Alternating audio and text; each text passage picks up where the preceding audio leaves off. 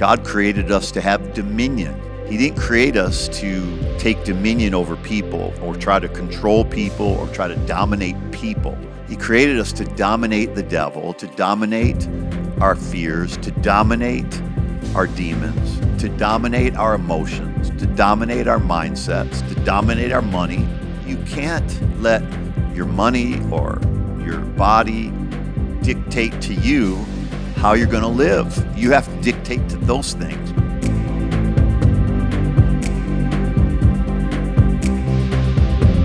Well, welcome to Think Like a Champion, a podcast dedicated to helping you win in every way and enjoy every day. It's our 84th podcast, and I'm excited to be with you. And before we dive in, I want to thank everyone who's written a review or shared this podcast on social media. Thanks for helping us expand our community of champions. That's what we're here to build, a culture of champions, a community of champions, and we can't do it without you. Every post, every review, it really does make a difference in helping us reach more people. So thank you, and please keep sharing. Share with somebody right now. All right, we're going to dive right into today's content, how to deal with difficulty in life. How do you deal with difficulty in life? Whether you're starting a business, whether you have a family, whether you're dealing with physical difficulties, spiritual, emotional, financial difficulties. I find that difficulties come in three shapes and sizes. I'll get to that in a moment, but we're not going to eliminate difficulty in our life. We're not going to eliminate difficult times. So often people are expending their energy to try to foolproof their lives, to try to isolate themselves from difficulty. Life is hard sometimes, and difficult times will come. If we're just trying to sidestep and navigate around life so that we don't face difficulty, it's a waste of energy. We might as well use our energy to overcome the wrong way of thinking and the wrong way of looking at difficulty. We're wasting our energy. Our energy will serve us better if we use it to change the way we look at difficulties. Instead of trying to get rid of problems, instead of trying to get rid of difficulty, we have to look at it differently. We have to take a different perspective about difficulty. Jesus said, in this world, you will have tribulation. You'll have trials, tests, difficulty, opposition, persecution. So since it's unavoidable, we might as well address how to face it, how to look at it. Are we looking at it the right way? Are we really going through a hard time just because?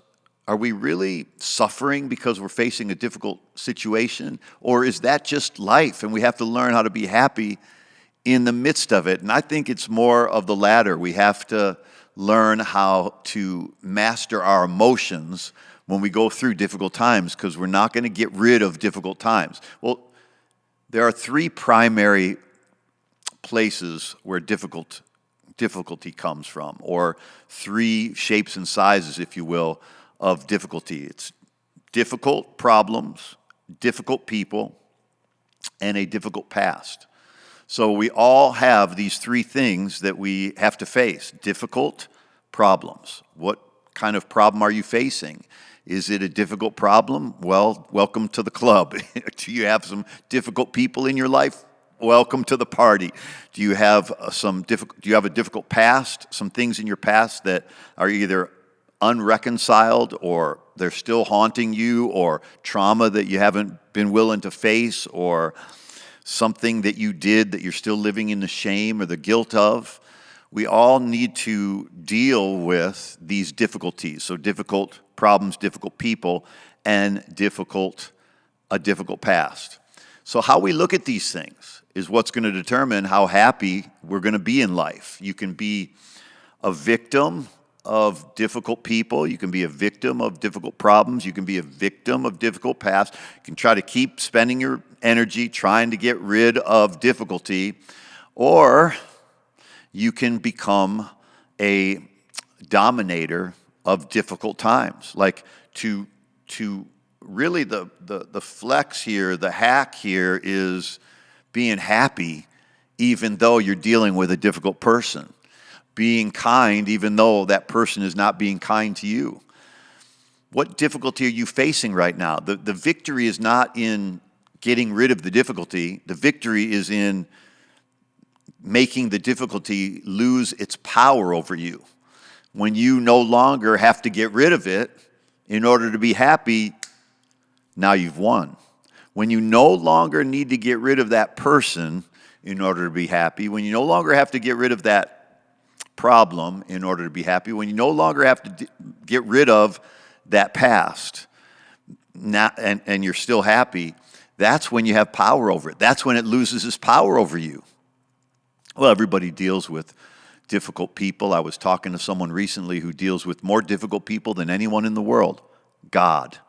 And he spoke to me about dealing with difficult people. God spoke to me and said, there's 2 steps to dealing with difficult people. Number 1, because I said, Lord, you're dealing with more difficult people than I am. I'm probably one of the difficult people you're dealing with. So how do you do it? How do you face it? How do you get the victory over this? Number 1, don't try to change them. And number 2, don't take what they do personally. It's a them problem, not usually and not always a you problem.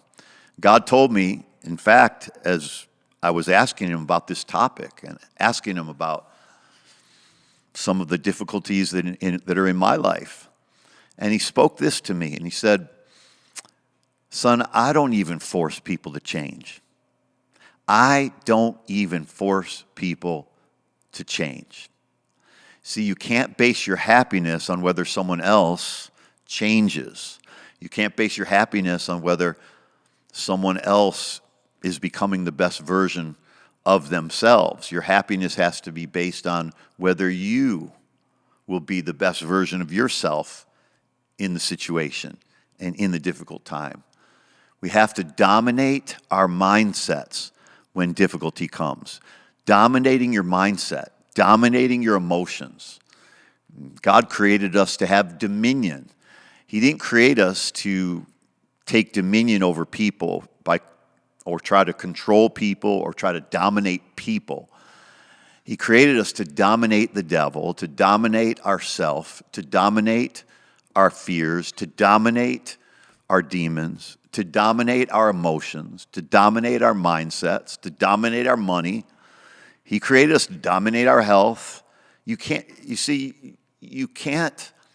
let your money or your body dictate to you how you're going to live. You have to dictate to those things. You have to dictate to your body.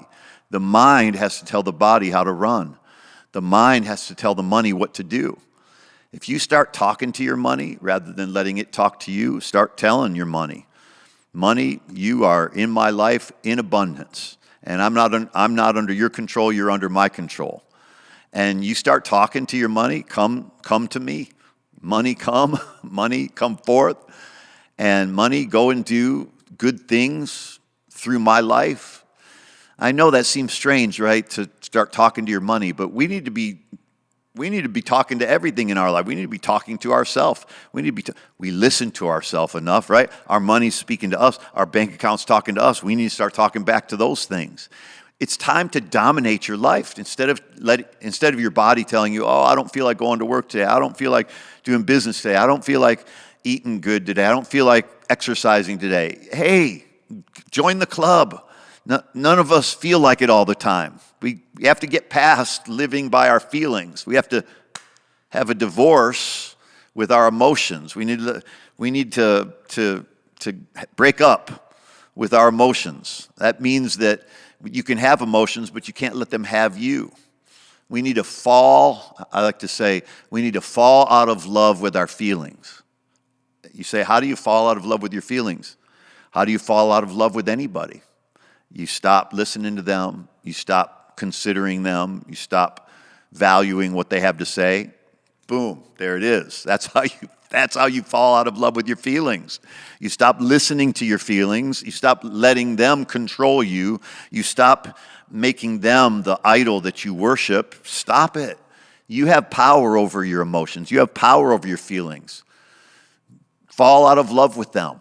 Fall out of love with your feelings. Too often we're married to our feelings. We're trying to please our feelings. We're trying to make our feelings feel right. Why not just make your life about the habits, the belief system and the habits that you're going to commit to, because we make our habits and then our habits make us. So commit to a certain set of habits. Commit to the mindset of domination, a mindset of dominion, a mindset of dominating mindsets, a mindset of dominating fear, a mindset of dominating difficulty. We're not going to get rid of all the people in our life who are difficult. In fact, we have to start looking at them differently and really receive them as gifts to our life, because a difficult person in your life is one of the greatest blessings you can have, because that difficult person makes you have to look at yourself. It makes you have to face what that person is, that nerve that person is touching. Having a difficult person in your life is a blessing from God, because it forces you to deal with your own character. It forces you to stop trying to sanitize your life. Stop trying to have a perfect life. Stop trying to have only perfect people in your life. I know this comes on the heels of our last topic, which was learning to surround ourselves with the right people. But we have to also recognize that sometimes difficult people are in our lives, and it's not necessarily something we can get rid of that person. There are some people we need to get rid of from our life, but you can't get rid of your family, really. You can't get rid of the people you work with. There's a lot of people you just can't get rid of. You can't get rid of the policeman that pulled you over and you claim that was a difficult time. Well, it was a difficult time if you were speeding, because you're going to get a ticket. It was a difficult time, God forbid, if you're driving under the influence of anything other than the Holy Spirit, right? Of anything other than sound thinking. But difficult people are going to be in your life, and God told us, and God showed me, first of all, don't try to change them, and secondly, don't give them power over you. Don't let them control how you're going to feel. You make up your mind how you're going to feel. You make up your mind how life's going to go. Man, when you get a hold of this, that every day can be your best day, that you can wake up every day and have confidence that today's going to be my best day, because I'm not going to let life dictate to me what emotions that I'm going to display and what emotions I'm going to be under the control of. I'm going to dictate to it. If I stick with the mindsets of a champion and I stick with the habits of a champion, listen, if every day you woke up and you knew there's 3 mindsets that I'm committed to today and there's 3 habits I'm committed to today, like look, just for example, if you just said, today I'm not a victim, I'm gonna face and have this champion mindset that I'm a victor, not a victim, that I am more than a conqueror. I'm gonna face today with this mindset that I'm more than a conqueror. I'm gonna face today with this mindset that something good is going to happen to me. I'm going to face today with this mindset that I'm going to become better and better, and happiness is going to be a way of life for me. Now, these are just 2 or 3 mindsets that I'm giving you, that if you just married those mindsets, then everything in your life would become better, because now you're in control of your attitude rather than letting anything else be in control of your attitude. And if you had 3 habits that you were committed to every day, like the habit of exercise, the habit of talking to God and praying, the habit of being kind and making somebody's day better. Let's just say that you had those habits every day. I guarantee you, every day in your life will be as good or better than the last one. Guaranteed. Why? Because you're in control of your mindsets, and now you're in control of your habits. And they don't have to be 100 habits. You can have 2 or 3 primary habits that bring you joy and happiness. You could have 2 or 3 mindsets that take precedence over anything else. An attitude of victory, an attitude that you're an overcomer, an attitude that you're a dominator, an attitude that you're more than a conqueror. You see, attitude is powerful, because attitude takes, it's when you have this mindset. Attitude is a mindset that takes precedence over any other fact. I'm going to have a joyful attitude which takes precedence over any other stimuli coming to my mind, giving me reasons to not be happy, giving me reasons to not rejoice, giving me reasons to not celebrate, giving me reasons to not praise God.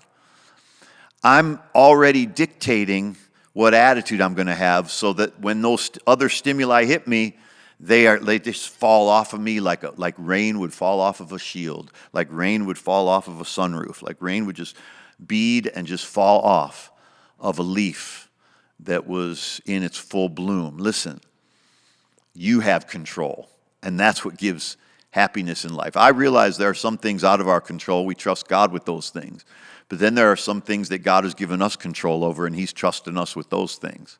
So the things that you have control over, God's trusting you with those things. And the things you don't have control over, we're trusting God for those things. And if we get that right, not get that mixed up, like we're not giving God the assignment to be responsible for the things he's already given us control over. We can't give that back to him. Lord, you've given me control over my attitude, but I want to give that back to you. And I would just pray that you would take care and control my attitude for me. Sorry, that prayer isn't going to get answered because God's not going to control your attitude for you because he already gave you the power to control your attitude. So guess what? You have the power to control it. Woo! That sets you free from the control of anybody else or anything else happening in life. You better shout before I come through that camera and just tell you this face to face. I hope you're getting hold of this. Listen, there's this great verse in 2 Timothy chapter 3, verse 1. And it says, difficult times will come. And in fact, it says in the last days, difficult times will come. Man, we are facing difficult times in this world today. Whether it's difficult times with wars, difficult times with politics, difficult times with the economy, difficult times with fear and terror and all sorts of tragedies that occur. The Bible here tells us in 2 Timothy 1, difficult times will come, but then it tells us why those difficult times come. And difficult times are created by difficult people. Listen what he says in verse 2, for men, so he says, in the last days, difficult times will come. Be aware of this. Difficult times will come. For men will be lovers of themselves, lovers of money, boastful, proud, unthankful, unholy, unloving, unforgiving, irreconcilable, malicious gossips, without self-control, brutal, haters of good, traitors, headstrong, haughty, lovers of pleasure rather than lovers of God. So notice he says in verse 1, be aware, difficult times are going to come. And then he tells us why difficult times are going to come. He says because there are going to be people that are lovers of themselves, lovers of pleasure, lovers of money, that are proud, blasphemers, disobedient, unthankful, unholy, unloving, unforgiving, irreconcilable. You know, every problem in this world today is because somebody is doing one of these things. They're being a lover of themselves, they're being arrogant, they're being dishonoring, unloving, unforgiving, gossiping, without self-control. So, and then he says, these are people that often have a form of godliness. So on the outside, they're saying, we believe in God. We're doing this in God's name. But it says they have a form of godliness, an appearance on the outside of godliness, but they deny the real power of God. From such people, the Bible says, turn away. And you know, before we start pointing our finger at other people, and those are the people that we need to turn away from, we need to ask ourselves, are these things abiding in me? Because this verse says, avoid such people as these. So we need to avoid being such people. And then we start avoiding such people. He said, first you got to avoid being. My encouragement to you is, for all of these reasons that difficult times come, people will be lovers of themselves, malicious gossips, without self-control, unforgiving. You see, if you are unforgiving, you'll bring more difficulty in your life. If you are a malicious gossip, you'll bring more difficulty in your life. If you are without self-control, you'll bring more difficulty in your life. If you are arrogant, you'll bring more difficulty in your life. You know what reduces difficulty in life? Being a lover of God. Pursuing the art of loving God because he first loved you. When you simplify your life, a lot of this difficulty falls off. What we're pursuing. On social media, it blows my mind how many people are pursuing quick wealth. Get rich quick. Get followers quick. Get more people advertising on your page. Get more money. That is a recipe for difficulty, more difficulty, more difficulty, more difficulty, and more difficulty. You want to simplify your life? Stop going after money and start going after God. Stop going after money and start going after impact. Stop going after money. Now, I'm not saying there's anything wrong with money, but because money in and of itself is inanimate, it's neutral. It amplifies the volume of whatever your life is. If you're generous, the more money you have, the more generous you're going to be. If you're stingy and selfish, the more money you have, the more stingy and selfish you're going to be. If you could just go on and on with the examples of that. But my point here is to get you to see that there's nothing wrong with money, but when the attitude you have towards it, the pursuit of it is going to awaken much more difficulty in your life. When you pursue God and pursue making an impact with your life, making a difference with your life, now money will come to you to serve that purpose rather than you chasing it. It will start chasing you. It chases after purpose, even if the purpose is bad. We know that money chases bad people sometimes because they have a bad purpose, but they know how to tap into getting money to come to them for their evil purpose or their misguided purpose, even if it's not evil. So if we will go after God, seek first the kingdom of God and his righteousness, and all these things will be added to you. Life will start adding to you rather than you trying to go after it. Difficult times come because we have our priorities on the wrong things. Difficult times, more difficulty comes when we put second things first, or put first things last, or put first things second. Wow. In this world, we're going to have tribulation. Don't be surprised by it. Don't be bullied by it.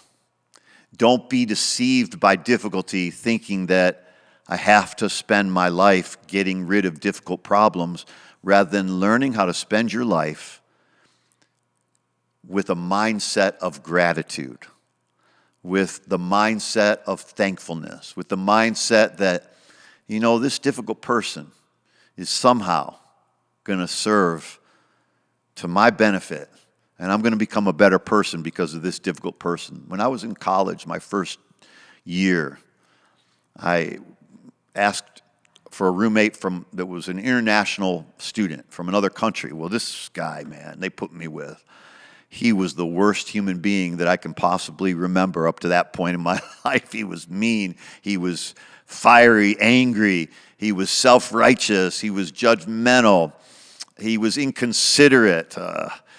Boy, now it's starting to make me mad just thinking about him. But I'm telling you, that guy was a blessing to my life because I had to learn how to control my emotions in the presence of somebody that, in my opinion at that time, was just a really, really bad person. I was probably even worse at the time. More self-righteous, perhaps. I don't know. But that guy, I don't see him as a difficulty in my life. I see him as a blessing because I have the advantage of looking back and saying, you know what, that forced me to examine myself. That forced me to deal with myself. That forced me to take the log out of my eye so I could see clearly to take the speck out of his. If we would really get a hold of that, we would see life can be so much better when we realize Romans 8:28 is the most undefeated force in this universe. There's no undefeated NFL teams left. Everybody's lost at least one or two games in the NFL, and it's only week 7 or whatever it is.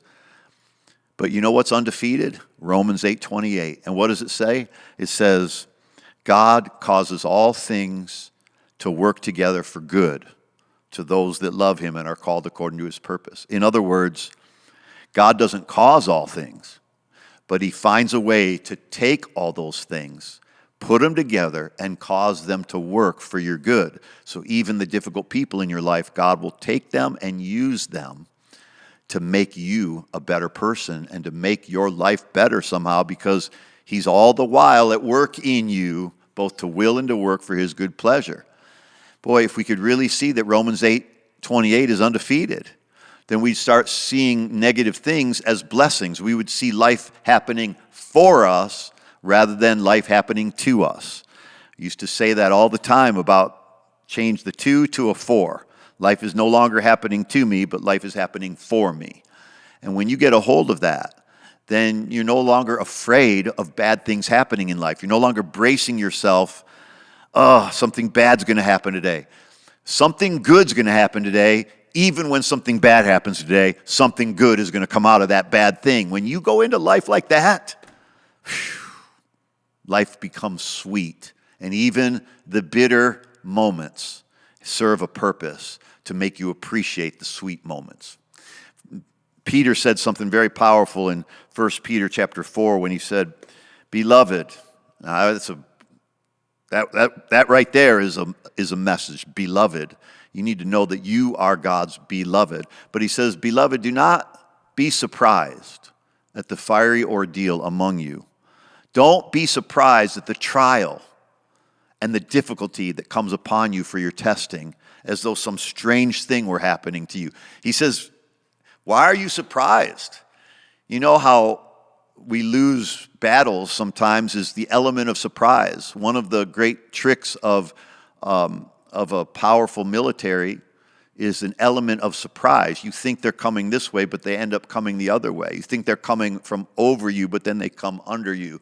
I mean, I'm just giving some examples, but some small, silly examples to try to make that point. But the fact is that when you no longer allow difficult things to surprise you, when you realize, okay, I'm expecting difficult times to come, but I am confident that God is going to turn that difficult thing into something good. He says, to the degree that you share the suffering of Christ, keep on rejoicing.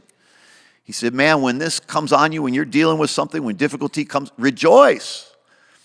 Because he says, if you can rejoice in those difficult times, at the revealing of his glory, you're going to rejoice and be overflowing in joy. If you're insulted for the name of Christ, the glory of God rests upon you. He says, make sure that none of you suffer because you're doing wrong. If you're going to suffer because you're doing what's right. If you're going through a hard time, but you brought it upon yourself, there's no glory in that. But when somebody mistreats you because you're a believer, somebody mistreats you because you're trying to do good to others, now the glory of God comes upon you, and you're going to shine in the midst of that difficulty, and you're going to see the best days and the best things turn from, and the best things come from those difficult times and those difficult people. Listen, you become the best you when you endure people when they're the worst them.